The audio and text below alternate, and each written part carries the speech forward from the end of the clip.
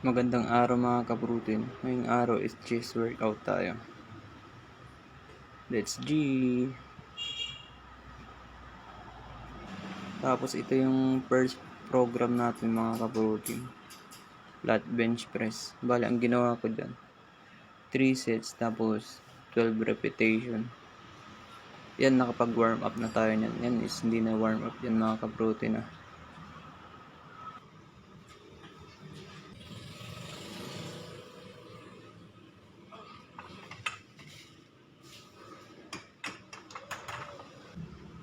Ito naman yung second program natin mga ka-protein. Incline dumbbell press. Bali, ang ginawa ko dyan, 2 sets tapos 12 repetition. Yan, dapat mga ganyan mga ka-proteins, control yung bigat para solid yung tama dun sa muscle natin. Tapos, nung pagkatapos kong magtusis mga ka-protein, nag-heavy tayo.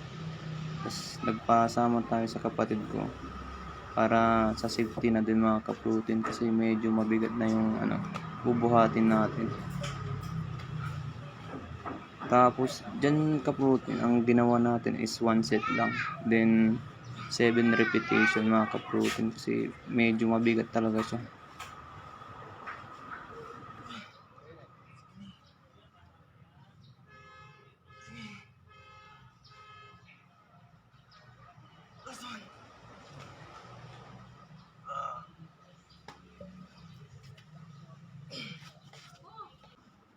At pagtapos natin mag-heavy mga ka-protein, yan, sinunod natin ganyang workout mga ka-protein. Pero ang tama niya is sa middle. Tapos yan, ang ginawa natin is 10 repetition tapos 3 sets.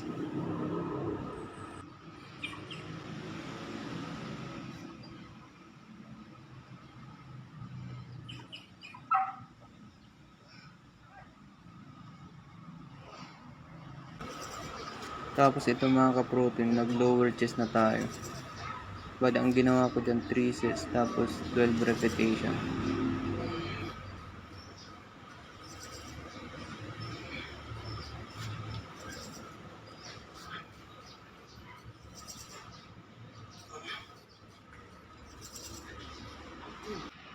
Pagtapos natin mag-cable press mga ka-protein, itong sinunod natin, dips. Bali, ang ginawa ko dyan 2 sets tapos 9 repetition lang.